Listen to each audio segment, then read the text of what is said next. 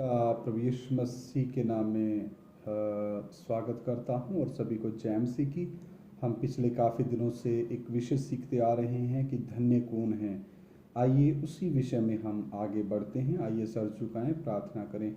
महान जीवते परमेश्वर अनुग्रहकारी प्रभु, मैं आपका धन्यवाद देता हूं। आपने मुझे सौभाग्य दिया एक बार फिर तेरा जीवता वचन सीख सकें और तेरे वचन को अपने जीवन में लागू करके आगे बढ़ सकें। पवित्र आत्मा आप हमें सिखाएं, आप ही हमारे अध्यापक हैं। एक एक की ज्ञान बुद्धि समझ प्रभु यीशु मसीह के नाम में खुल जाए। जो भी तेरा ये जीवता वचन सुने प्रभु, उसका रिश्ता आपके साथ जुड़ जाए, वो मन फिराए और पापों से तौबा करके प्रभु आपके पीछे चलने का मन बनाए। हमारी प्रार्थना को सुन लो, प्रभु यीशु मसीह के नाम से मांगते हैं, आमीन। आइए हम पढ़ते हैं। हम पिछले जो एपिसोड में यानी वीडियो सेशन में सीखा था कि मन फिराने वाला मनुष्य धन्य है, तो उसी विषय में हम आगे पढ़ेंगे।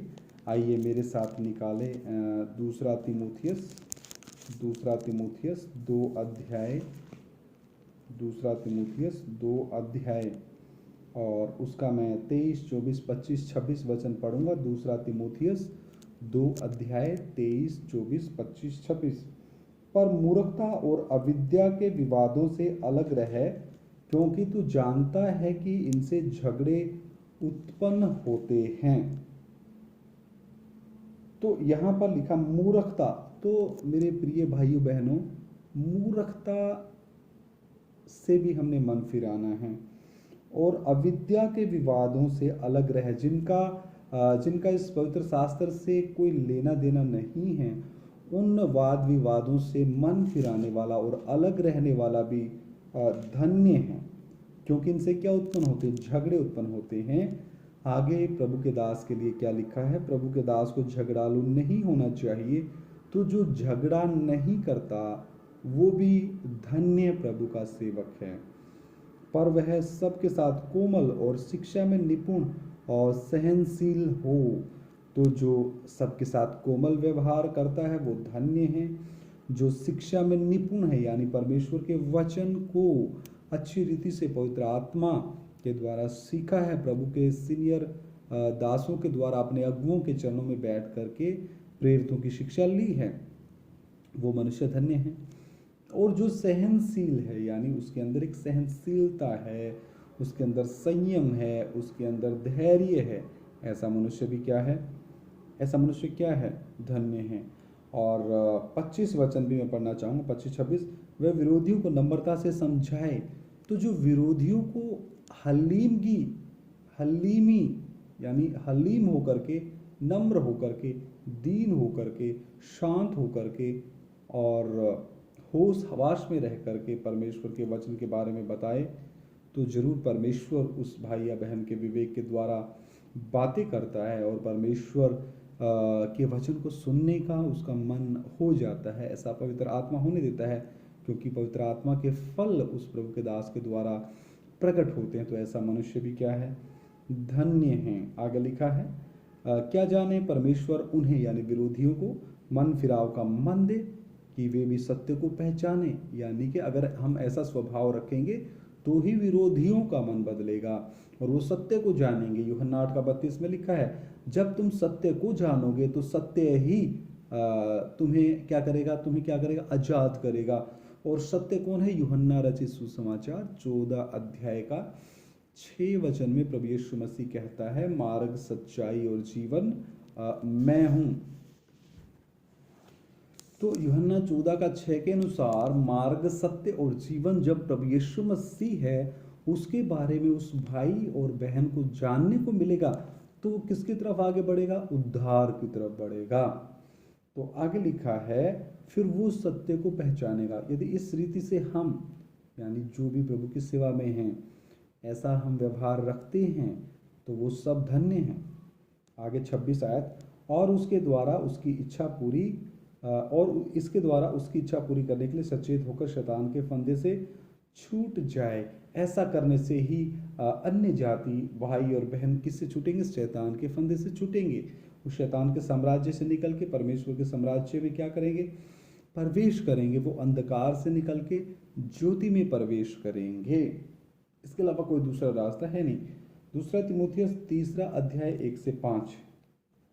दूसरा तीमुथियुस तीसरा अध्याय 1 से 5 पर यह, हे तीमुथियुस, यहाँ प्रेरित पौलुस अपने सहकर्मी, अपने पुत्र तीमुथियुस को लिख रहा है। तीमुथियुस, पर यह स्मरण रख, याद रख कि अंतिम दिनों में कठिन समय आएंगे, क्योंकि मनुष्य स्वार्थी, हमने अपने स्वार्थ से मन फिराना है, लोभी, लोभ से मन फिराना है, डींग मार, हमने लंबी लंबी बातें नहीं हाँकनी, अभिमान नहीं करना, निंदा नहीं करनी, माता पिता की आज्ञा नहीं टालना, हमने कृतघ्न यानी हमने शुक्रगुजारी करना नहीं छोड़ना, अपवित्र, इनसे भी मन फिराना है, दया रहित, हमें दयावान बनना है।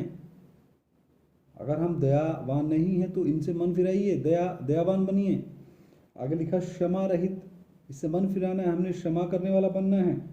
दोष लगाने वाला, किसी के ऊपर अनजाने में दोष नहीं लगाना। असंयमी, हमारे अंदर संयम होना है, असंयम से भी मन फिराना है। कठोर, हमारे कठोर हृदय से भी मन फिराना है, हमें हमारा हृदय मांस का हृदय होना है। भले के बैरी, हमने इससे मन फिराना है, हमने भला ही करना है।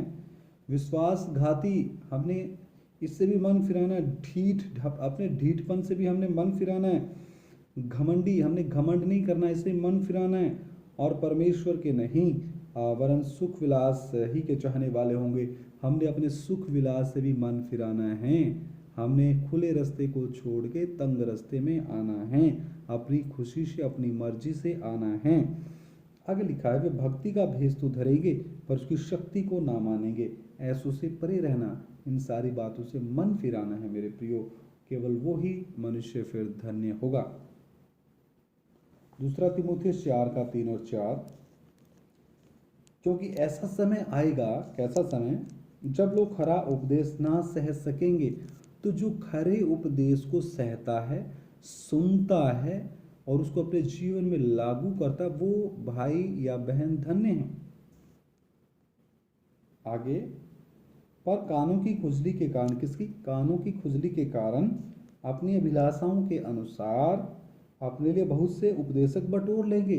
तो जो अपनी अभिलाषाओं के अनुसार बहुत से उपदेशकों को नहीं अपने लिए ढूंढता, बटोरता, सिर्फ वो तंग मार्ग वाले उपदेश और सख्त उपदेश और अपने सख्त प्रभु के द्वारा नियुक्त किए गए आत्मिक अगुओं को ही अपने जीवन में एक आत्मिक शिक्षक के तौर पे, आत्मिक अगुवे के तौर पे उनको अपना जीवन में स्थान देता है और अपना जीवन उनको सौंपता है। और जो कानों की खुजली के कारण बहुत से उपदेशकों को बटोरने में, उनको अपने जीवन में आने की अनुमति ना देते हुए, सिर्फ सही खरे उपदेश को अपने जीवन में अनुमति देता है, खरे उपदेश को अपने जीवन में लागू किए हुए अगुओं को ही अपने जीवन में अनुमति देता है। तो ऐसा करने वाला मनुष्य धन्य है, जो खरे उपदेश और खरे उपदेश के अनुसार चलने वाले आत्मिक अगुओं को अपने जीवन में आने देता है, ना कि कान की खुजली के अनुसार, अपनी अभिलाषाओं के अनुसार, अपनी इच्छाओं के अनुसार, अपनी मर्जी के अनुसार मीठा मीठा प्रभु का वचन बताने वाले बहुत से नामधारी सेवकों को अपने जीवन में नहीं आने देता। हालेलुया, ऐसा मनुष्य धन्य है। आगे हम देखते हैं, और इनसे कानों की खुजली वाले उपदेश से भी मन फिराना है।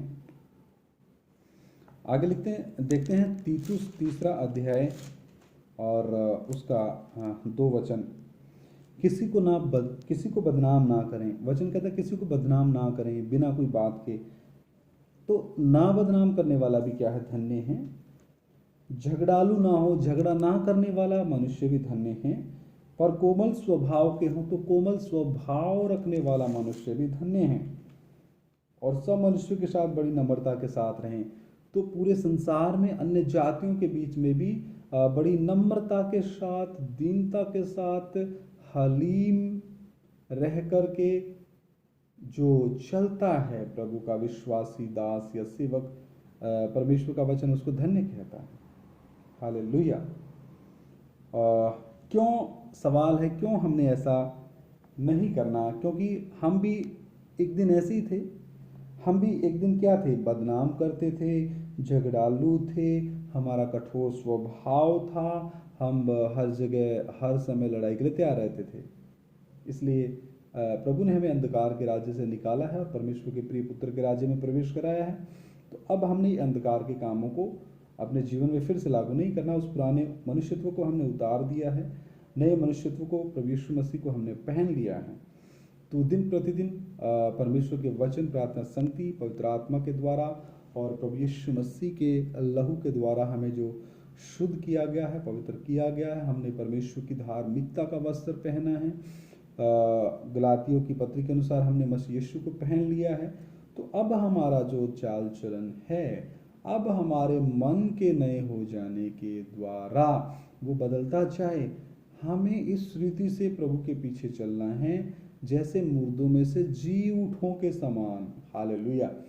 तो यहाँ पर लिखा है, हम भी तो ऐसे ही थे। तीतुस 3:3 पढ़ लीजिए।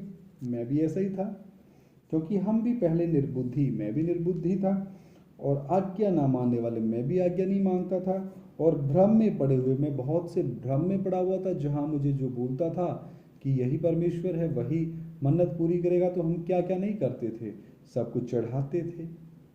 जो जैसा हमें बोला जाता था, नारियल या सिंदूर या चुन्नी, अलग अलग तरीके से शैतान और उसकी शक्तियाँ जो लोगों से बेकसूर लोगों से क्या करती हैं, अपनी उनकी मेहनत की कमाई में से पैसे खर्च करवा के उनसे वो सारी वस्तुएं मंगवाती है और उनको परेशान करती है। तो मैं भी ऐसे ही करता था।